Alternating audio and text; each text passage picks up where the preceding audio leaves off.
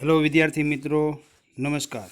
હું Vekariya RP, Acharya Shri Sardar Patel high school ધોળસિયા, ધોરણ 10, પ્રકરણ 8 કુદરતી સંસાધનો વિશે આજે આપણે અભ્યાસ કરીશું. કુદરતી સંસાધન પાઠનું નામ છે કુદરતી સંસાધનો. મિત્રો, આપણે જાણીએ છીએ કુદરતી સંસાધનો એટલે શું. કુદરતી એટલે શબ્દનો અર્થ થાય ઈશ્વર દ્વારા આપેલી વસ્તુઓ, પદાર્થ કે કોઈ પણ વસ્તુ.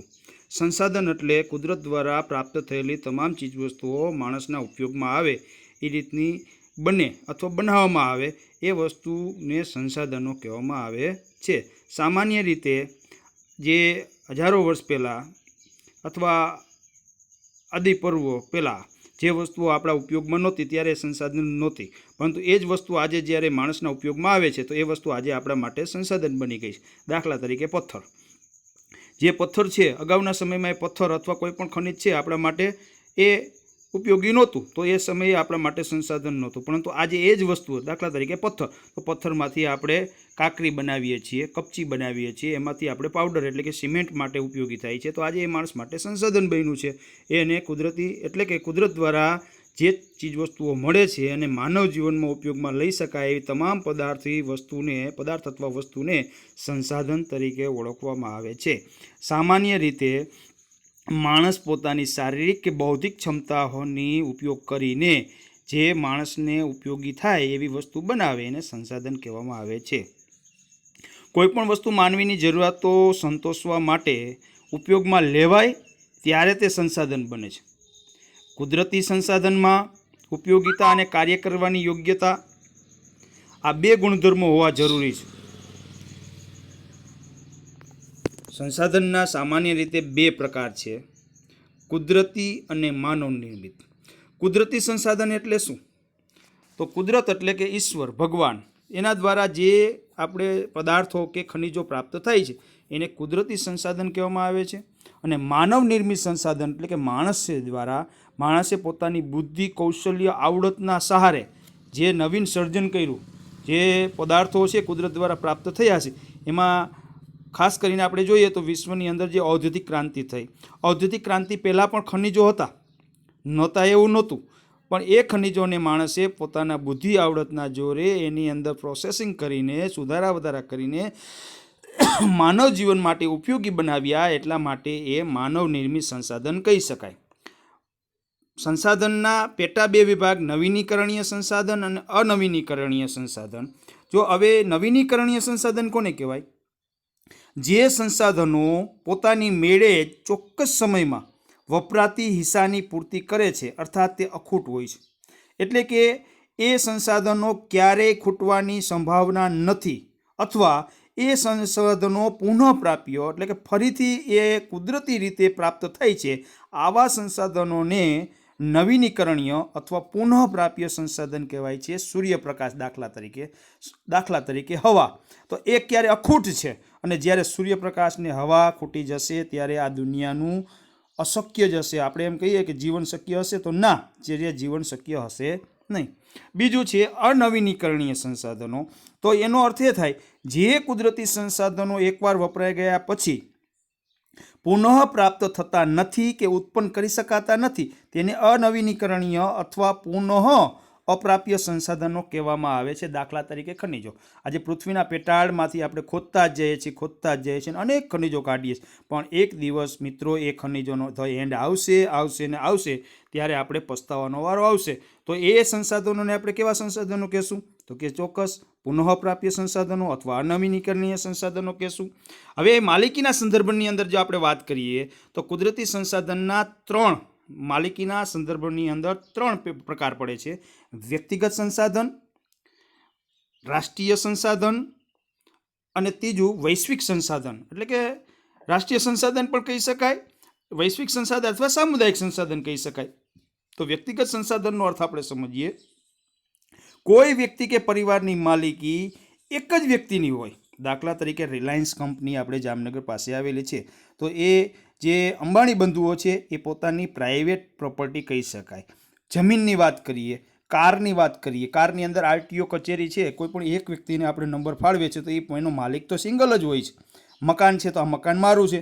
આ જમીન મારી છે, તો એ વ્યક્તિગત માલિકી કહી શકાય.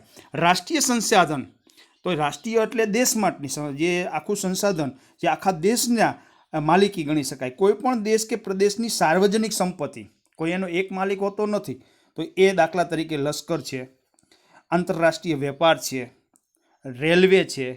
આ બધી સંપત્તિ એવી છે કે જેને રાષ્ટ્રીય સંપત્તિ તરીકે આપણે ઓળખીએ છીએ, નહીં કે કોઈ વ્યક્તિગત.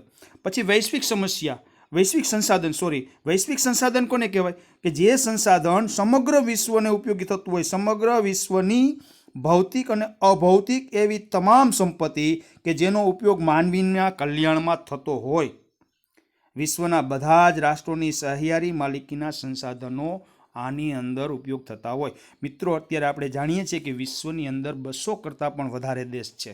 તો એ 200 દેશની અંદર આપણે જોઈએ છીએ કે 7 ખંડ છે: એશિયા, યુરોપ, આફ્રિકા, ઉત્તર અમેરિકા, દક્ષિણ અમેરિકા, એન્ટાર્કટિકા અને ઓસ્ટ્રેલિયા.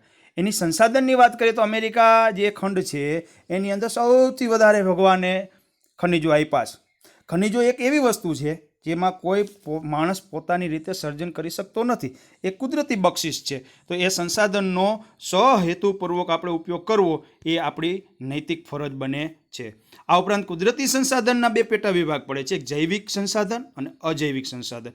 જૈવિક સંસાધનની અંદર કયા કયા આવે? તો કે જૈવિક એટલે કે પ્રકૃતિના સહારે જે વસ્તુઓ બનતી હોય, જેની અંદર જંગલો આવે, પ્રાણીઓ આવે, ખનિજ તેલ અને કોલસો. જંગલો છે એ કુદરતી બક્ષિસ છે. જંગલો છે આપણે માનવ જીવન માટે ઘણી રીતે ઉપયોગ છે. લાકડું આપે છે, આ ઉપરાંત શુદ્ધ હવા આપે છે, વરસાદ માટે સહાયક થાય છે, જમીનનું ધોવાણ અટકાવે છે. આ ઉપરાંત જંગલો છે એ વન્ય પ્રાણીઓ માટે પણ એક આશ્રય સ્થાન તરીકે ઉપયોગી થાય છે. પ્રાણીઓ છે એની અંદર 2 પ્રકારના પ્રાણીઓ કુદરતી પ્રાણી, પાલતુ પ્રાણીઓ અને હિંસક પ્રાણીઓ. ખનિજ તેલની વાત કરીએ તો કુદરતના જે પૃથ્વીનું પેટાળ છે, હજારો વર્ષના અંતે એમાં જૈવિક તત્વો છે એના દહનના કારણે, વિઘટનના કારણે ખનિજ તેલની રચના થઈ હોય એવું માનવામાં આવે છે. તે ખનિજ તેલ, જેની આપણે પેટ્રોલિયમ પેદાશો પણ કહીએ છીએ. આ ઉપરાંત કોલસો, જે હજારો વર્ષના કાળક્રમે લાકડું દટાણું હશે અને એના હિસાબે જે ઓક્સિજનની ગેરહાજરીમાં રાસાયણિક પ્રક્રિયા થઈને જે લાકડાનું દહન થયું છે, જેને આપણે કોલસો કહીએ છીએ. અજૈવિક સંસાધન, તો એની અંદર મિત્રો ભૂમિ, જળ, જમીન, અજૈવિક ખનિજો વગેરેનો સમાવેશ થાય છે. માનવ નિર્મિત સંસાધનો કયા કયા છે? તો માનવ નિર્મિત સંસાધનો આપણે એમ કહીએ કે માણસ દ્વારા કયા કયા સંશોધનનું સર્જન થયું છે? માણસ એટલે કે આપણે, એ પછી વૈજ્ઞાનિક હોય કે પછી સામાન્ય માણસ હોય, એના દ્વારા જે સંસાધનોની શોધ થઈ છે. આજે આપણે જોઈએ છીએ કે આપણે બધા ખેતી કરતા તો લાકડાનું સાતી, લાકડાની ઓળણી, એની જગ્યાએ આપણે ઓટોમેટિક ઓળણી, લોખંડની ઓળણી આવી છે, અદ્યતન સાતી આવ્યા છે. એમાં પણ વધારો કરીને આજે ટ્રેક્ટર દ્વારા, ઓટોમેટિક ઓળણી દ્વારા આપણે વાવેતર કરતા થયા છે. તો આને મિત્રો સંસાધન કહી શકાય. એ જ વસ્તુ ટેકનોલોજીના સહારે જ્યારે માણસ બુદ્ધિ કૌશલ્યોનો ઉપયોગ કરીને માણસને ઉપયોગી થઈ શકે એવી વસ્તુ બનાવે એને સંસાધન કહેવામાં આવે છે. તો આ બધી વસ્તુઓ એવી છે કે જે જેટલા યંત્રોની શોધ થઈ છે, જેટલી ટેકનોલોજીની શોધ થઈ છે, વિદ્યુતની શોધ થઈ છે, આ બધી જ છે માનવ નિર્મિત સંસાધનો આપણે કહી શકાય. દાખલા તરીકે યંત્રો, ઉદ્યોગો, મકાનો, સ્થાપત્યો એટલે કે બાંધકામ, રસ્તાઓ અને સામાજિક સંસ્થાઓ વગેરે વગેરે વગેરે. નવીનીકરણીય સંસાધનો અને અનવીનીકરણીય સંસાધનોની આપણે આગળ વાત કરી, છતાં પણ આપણે જોઈએ કે ઝાડ, પાન, પશુ પક્ષીઓ, નદી, સરોવરો, પવન, જમીન અને સૌર ઉર્જા. આ ઉપરાંત અનવીનીકરણીય સંસાધનોની અંદર જે સંસાધનો એકવાર સમાપ્ત થઈ જાય અને બીજી વાર બનાવી શકાતા નથી તેવા સંસાધનોને અનવીનીકરણીય સંસાધનો કહેવામાં આવે છે. સંસાધનોના આયોજનના તબક્કાઓ જણાવો કે ભાઈ સંસાધન છે એનું આયોજન શા માટે કરવું જોઈએ? સંસાધન છે મિત્રો એ એક દિવસ એવો સમય આવશે ત્યારે ખૂટી જવાની 100% સંભાવના છે. જો અત્યારે પૂર્વ ચેતવણી રૂપ અત્યારે વારંવાર એડવર્ટાઈઝની અંદર અથવા વૈજ્ઞાનિકો આપણે જુદી જુદી ચેતવણી આપે છે, છતાં પણ આપણે એમાંથી બોધપાઠ લેતા નથી. પણ ભવિષ્યની અંદર આ સંસાધનો એટલે કે ખનિજો છે ખૂટી જશે ત્યારે આપણે હાથ જોડીને બેસવાનો વારો આવે ન આવે એ માટે આપણે પૂર્વ તૈયારી રૂપે એના ઓપ્શન ગોતવા પડશે. તો એક, સંસાધનોના અન્વેષણની તૈયારી, કે ભાઈ આ સંસાધન છે એનું વિશ્લેષણ કરવું પડશે, એનું મોનિટરિંગ કરવું પડશે કે ભાઈ આ વસ્તુ છે તો એનો ઓપ્શન શું છે, શું એના ઓપ્શનની અંદર શું આપણે વાપરી શકીએ. દાખલા તરીકે આજે આપણે ઇલેક્ટ્રિક વાપરીએ છીએ જે હાઇડ્રો પાવર છે, એટલે કે કોલસા દ્વારા વીજળી મળે છે અને પાણી દ્વારા પણ 2 પ્રકારની આપણે વેટણ વીજળી ગુજરાતની વાત કરીએ તો સૌથી વધારે મોસ્ટલી લગભગ 80% વીજળી આપણે પાણી દ્વારા મળતી અને કોલસા દ્વારા વીજળીનો આપણે ઉપયોગ કરીએ છીએ. પણ મિત્રો પાણી છે એ કુદરતનો એક અખૂટ ભંડાર છે. પણ આપણે બીજી વાત કરીએ તો કોલસા દ્વારા જે વીજળી મળે છે, તાપ વિદ્યુત મળે છે, એ કોલસો આપણા ભારત સરકારને ખૂબ મોંઘો પડે છે અને વારંવાર વીજળીની અંદર એટલા માટે જ ભાવ વધારો કરવો પડે છે. એનો ઓપ્શન તરીકે આપણે સૌર ઉર્જા, પવન ઉર્જા, ભૂતાપીય ઉર્જાનો ઉપયોગ કરી શકીએ. તો એ માટે આપણે એનું ઓપ્શન સુધી વિચારવો જ પડશે. કારની વાત કરીએ તો આજે આપણે પેટ્રોલ દ્વારા ચાલતી કારો અને ડીઝલ દ્વારા ચાલતી કારો, તેના ઓપ્શન તરીકે આપણે સૌર શક્તિ દ્વારા ચાલતી કારોનું ઓપ્શન શોધવું પડશે. તો માટે આપણે એનું સર્વેક્ષણ કરવું પડશે, નકશા નિર્માણ અને એની વિશેષતાઓ વિશે પણ આપણે વિચારવું પડશે. બીજું, વિકાસ માટે સંસાધનોની ઉપલબ્ધતાનું મૂલ્યાંકન, કે ભાઈ જો વિકાસ છે એ કોઈ પણ દેશની પૂર્વ શરત છે. વિકાસ વિના દેશ આગળ વધી શકે નહીં અને વિકાસ કરવા માટે ખનિજ જોઈ, સંસાધન જોઈ. જે દેશ પાસે વધારે સંસાધન હશે એ દેશ એટલો જ આગળ હશે. વસ્તીના સહારે આગળ વધાતું નથી. દુનિયાની અંદર સૌથી વધુ વસ્તી ધરાવતો દેશ ચીન, આપણો પાડોશી દેશ ચીન, અને બીજો નંબર આપણો. પણ વિકાસની વાત કરીએ તો ચીન આપણા કરતાં 2 ડગલા આગળ છે અને વિકાસની બાબતમાં આપણે એના કરતાં અનેક ગણા ડગલા પાછળ છીએ. એનું મુખ્ય કારણ છે સંસાધન. તો એ સંસાધનને ટકાવવા એ તમારી અને મારી નૈતિક જવાબદારી ચોક્કસ બને છે. ત્રીજું, સંસાધનોના વપરાશનું આયોજન, કે ભાઈ સંસાધનો વાપરવા એ પૂર્વ શરત છે, વાપરવા જ જોઈએ. પણ કેવી રીતે વાપરવા એ તમારે મારે વિચારવાનું છે. દાખલા તરીકે ઘરની બહાર નીકળીએ ત્યારે આપણે ટીવી, ફ્રીજ, ઘરઘંટી, વોશિંગ મશીન, એસી જેવા ઘણા બધી વખત આપણે અથવા કોઈક પણ દુકાને વસ્તુની ખરીદી કરવા જઈએ તો આપણે ગાડી છે અથવા બાઇક છે ચાલુ રાખીને આપણે વસ્તુની ખરીદી કરતા હોઈએ છીએ. તો એવા સમયે આપણે ગાડીને સ્ટોપ કરી દઈએ, ગાડીને ક્લોઝ કરી દઈએ અને એનાથી હવાનું પ્રદૂષણ, અવાજનું પ્રદૂષણ અને આપણું જે ઈંધણ, કિંમતી કુદરતનો જે આપણા દેશની જે રાષ્ટ્રીય સંપત્તિ કહી શકાય, ઈંધણની બચત થશે અને આખરે મને પણ ફાયદો થશે. તો એ આપણે વિચારવું રહ્યું. આગળ જોઈએ તો સંસાધનોનું આયોજન લોકોએ કઈ રીતે ઉપયોગી છે અથવા સંસાધનના આયોજનની જરૂરિયાત. આયોજન વિનાનું કોઈ પણ દેશ છે એ આ ટકી શકે નહીં. દેશ હોય કે વ્યક્તિ હોય કે કુટુંબ હોય, આયોજન જરૂરી છે. દરેક વસ્તુનું આયોજન હોવું જોઈએ. સંસાધનો મર્યાદિત હોવાથી તેનું આયોજન જરૂરી છે. આપણા દેશની અંદર વાપરનારા જાજા છે અને વસ્તુ થોડી છે. એટલા માટે સંસાધનનું આપણે આયોજન કરવું ખૂબ જરૂરી છે. સંસાધનના આયોજનથી તેનો બગાડ ઓછો થાય છે, પ્રદૂષણની સમસ્યા ઘટાડી શકાય છે. આ ઉપરાંત ખનિજો અવિનીકરણ છે, માટે સંસાધનનું આયોજન ખૂબ જરૂરી છે. આપણે અગાઉ જોઈ ગયા કે એક વખત વસ્તુ ખૂટી ગઈ તો ફરીથી વસ્તુનું સર્જન કરતા તમારા મારા હાથમાં નથી. એટલા માટે એનું આપણે ખૂબ જતન કરવું બહુ આપણા માટે ઉપયોગી છે. સંસાધનોનું સંરક્ષણ એટલે શું? તેનાથી શો લાભ થાય છે? કુદરતી સંસાધનોનો ઉપયોગ વ્યવસ્થાપનને સંરક્ષણ કહે છે. તેનાથી વર્તમાન પેઢીને લાંબા સમય સુધી લાભ મળે છે, ભાવિ પેઢીની જરૂરિયાતો સંતોષાય છે અને વિવેકપૂર્વક ઉપયોગ કરવાથી પર્યાવરણમાં પ્રદૂષણનો પ્રશ્ન હલ થાય છે. જમીન એટલે શું અને નિર્માણ? ભાઈ જમીન છે એ કુદરતી સંસાધન છે. તમે હું બનાવી શકતા નથી અને તોડી શકીએ છીએ. મિત્રો 1 સેન્ટીમીટર જમીન બનાવતા લગભગ 25-30 વર્ષ લાગે છે. એ જ જમીન તોડતા માત્ર આપણે 5 સેકન્ડ થાય છે. મિત્રો આજે જેસીબી જેવા મોટા મોટા રાક્ષસી કદના સાધનો આપણે શોધ્યા જ, એનું જમીનને તોડતા આપણે કાંઈ વાર લાગતી નથી, પરંતુ એ જ જમીનનું સર્જન કરતાં હજારો વર્ષ લાગી જાય છે. તો એ જમીન કેને કહેવાય? તો કે પૃથ્વીના પોપડા ઉપરના સ્તરને જમીન કહીએ છીએ.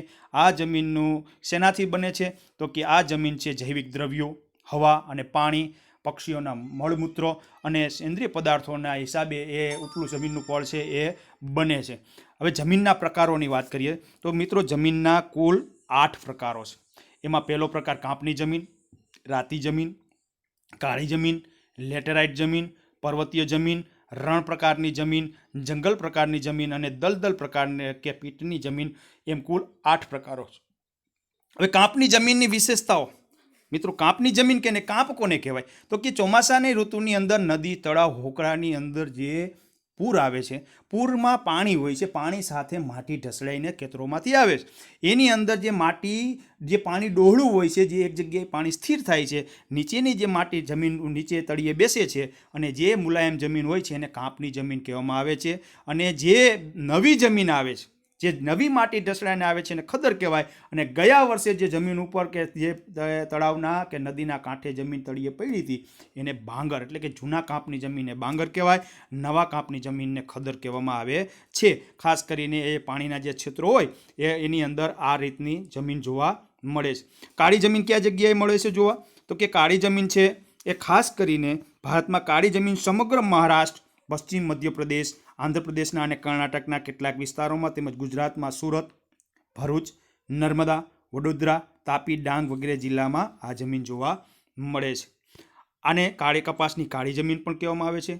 અને કપાસની કાળી જમીન એટલા માટે કહેવામાં આવે છે કે એની અંદર અનેક પ્રકારના કસદાર અને ચીકણી માટી હોય છે, ભેજ સંગ્રહ શક્તિ લાંબી હોય છે અને માટી છે એ જમીન એકદમ પ્રકારની ફળદ્રુપ હોવાના કારણે એને કહેવામાં આવે છે પડખાવ જમીન અથવા લેટેરાઇટ જમીન. તો આવી જમીનનું નામ પડખાવ. જો આપણે ગુજરાતી ભાષાની અંદર પડખાવ, પડ એટલે એનું ઉપરનું પડ, ખાવ એટલે ધોવાણ થવું. તો જે આપણે સામાન્ય ખબર જ પડી જાય કે જે વરસાદી વિસ્તાર છે, જ્યાં વધારે વરસાદ પડતો હોય એવા વિસ્તારની અંદર આવી જમીન આવેલી હોય છે. લેટરાઇટ જમીનનું નામ લેટિન ભાષા શબ્દ લેટર એટલે કે ઈંટ ઉપરથી પડ્યું છે. આ જમીન ભીની થાય ત્યારે માખણ જેવી અને મુલાયમ અને સુકાય ત્યારે સખત થઈ જાય છે, જેને આપણે ગુજરાતમાં ખારસ જમીન તરીકે ઓળખીએ છીએ મિત્રો. ખારસ એટલે કે જ્યારે વરસાદ પડે છે ત્યારે આપણે ગોઠણ સુધી ખૂંચી જઈએ છીએ અને સુકાઈ જાય એટલે એની ઉપર આપણે ચાલી તો પણ આપણા પગની અંદર માટી લાગે છે. લેટરાઇટ કે પડખાવ જમીનનું નિર્માણ સૂકી અને ભેજવાળી આબોહવાના પરિવર્તનથી સિલિકામય પદાર્થોના ઘસાણથી બનેલું હોય છે. આ જમીનની અંદર ફળદ્રુપતાનું પ્રમાણ ખૂબ જ ઓછું હોય છે. ભારતમાં પાકનું હેક્ટર દીઠ ઉત્પાદન ઓછું છે. કારણ આપો. તો ભારતની અંદર જે વાત કરીએ તો આપણા ખેડૂતો છે, ભારતના ખેડૂતો છે મોટાભાગે ગરીબ છે. આપણે જાણીએ છીએ કે આપણા દેશની અંદર 70% લોકો ખેતી ઉપર જીવે છે અથવા ખેતી કરે છે. છતાં પણ આપણા દેશમાં જે હેક્ટર દીઠ ઉત્પાદન હોવું જે ઓછું છે એનું મુખ્ય કારણ ગરીબી, નિરક્ષરતા, અજ્ઞાનતા, આળસ વૃત્તિ આવા અનેક કારણો જવાબદાર છે. ટેકનોલોજીનો પણ અભાવ, આવા અનેક કારણોને કારણે અને મૂડી છે ને મહત્વનો અભિગમ છે. મૂડી અને શિક્ષણ બે હોવું જોઈએ. ઓસ્ટ્રેલિયાની વાત કરીએ, ભારત અને ઓસ્ટ્રેલિયા, ઘઉં ઓસ્ટ્રેલિયામાં પણ વવાય છે અને ભારતમાં પણ વવાય છે, પણ ઉત્પાદનની દ્રષ્ટિએ હેક્ટર દીઠ વાત કરીએ તો આપણા કરતાં ડબલ ઉત્પાદન મેળવે છે. ક્વોલિટીવાળા ઘઉં મેળવે છે.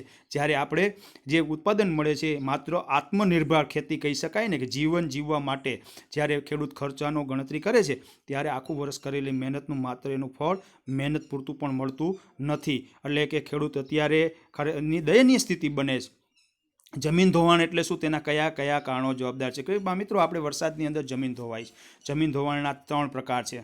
જમીન ધોવાણ એટલે કુદરતી પરિબળો દ્વારા જમીનના કણો એક જગ્યાએથી બીજી જગ્યાએ અસેલાવો અથવા ખસેડાવો. તો મિત્રો જ્યારે વરસાદ આવે છે ત્યારે નદી આવે છે. નદીના બંને કાંઠા છે એ છલી જતા હોય છે અને જે માટી છે ધોવાય છે એને કોતર ધોવાણ કહેવાય છે. ખાસ કરીને આવું આપણે મધ્યપ્રદેશની જે ચંબલની ખાણો છે એની અંદર નર્મદા નદી દ્વારા જે કોતરો બનાવેલી છે એ એનું ઉત્તમ ઉદાહરણ છે. પડ ધોવાણ, વરસાદ આવે છે ત્યારે ઢોળાવાળા વિસ્તારની અંદર માટી ધોવાય છે એને પડ ધોવાણ કહેવાય છે. અને જ્યારે અતિશય પવન ઉનાળાની અંદર હોય છે ત્યારે એ માટી જે ઉડીને એક જગ્યાએથી બીજી જગ્યાએ જાય છે એને પવન દ્વારા ધોવાણ કહેવામાં આવે છે. તો આ આગળ જમીન ધોવાણ અટકાવવા માટે, ભાઈ જમીનનું ધોવાણ અટકાવવા માટે તમે ને હું શું કરી શકીએ? તો મિત્રો એ આપણા હાથની વાત છે. આપણા ખેતરો છે, વાડી છે, એની અંદર ફરતીકોર એને આપણે વૃક્ષોનું વાવેતર કરવું જોઈએ.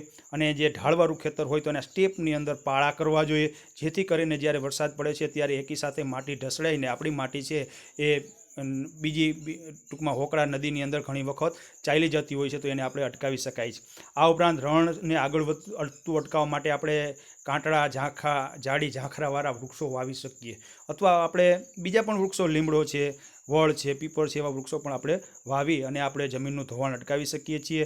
અથવા આપણે મિત્રો આજે જોઈએ તો જે આપણા દેશની અંદર 2 રણ છે, કચ્છનું નાનું રણ, મોટું રણ, અને આપણે રાજસ્થાનનું મહામનોરમ સ્થળ. તો અને દુનિયાની અંદર પણ ઘણા બધા રણ આવેલા છે. તો એ દર વર્ષે રણ આગળ ને આગળ વધતું જાય છે.